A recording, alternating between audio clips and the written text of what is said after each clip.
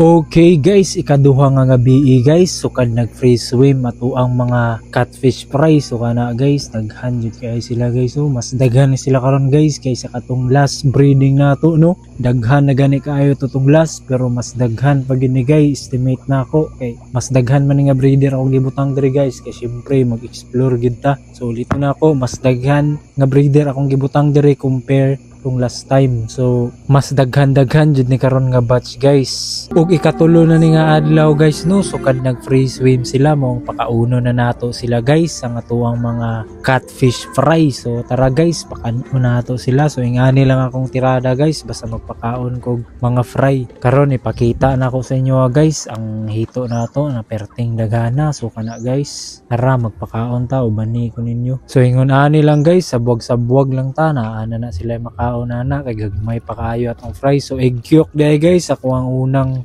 gipa first bite sa ilahan no, kay wapo mo gunang egg yolk kay pino kay sa tanan ba. So the best gyud silang tiyan og high protein pa gyud. So kini guys, tanawan ninyo. So ingana lang sila mangaon guys ato ang mga catfish fry no.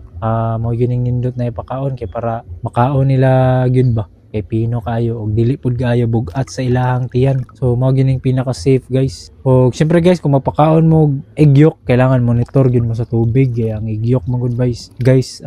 Dali lang ni siya magbaho. So mao ganito guys, ang advice nako sa inyo, flowing water gyud ninyo kay ako ara ni. So kini guys, i-enjoy ninyo ang atuang mga catfish babies. So grabe gyud nakadagan guys, bastang daghan na kayo. So kini i-zoom na to guys. So kana guys, tanawan ninyo oh, grabe. Bisag ka ng mga itom-itom guys oh, sa dulo nga galangoy mo na sila guys. So grabe yung kadaghan ang atuang napapusa karon guys, mas daghan compare last time. So unta abangan ninyo guys kini nga journey kay para at least masubaybayan ninyo. O syempre i-share na ko po guys ang atuang mga diskarte ani. So sa karon kini lang sa gyud guys.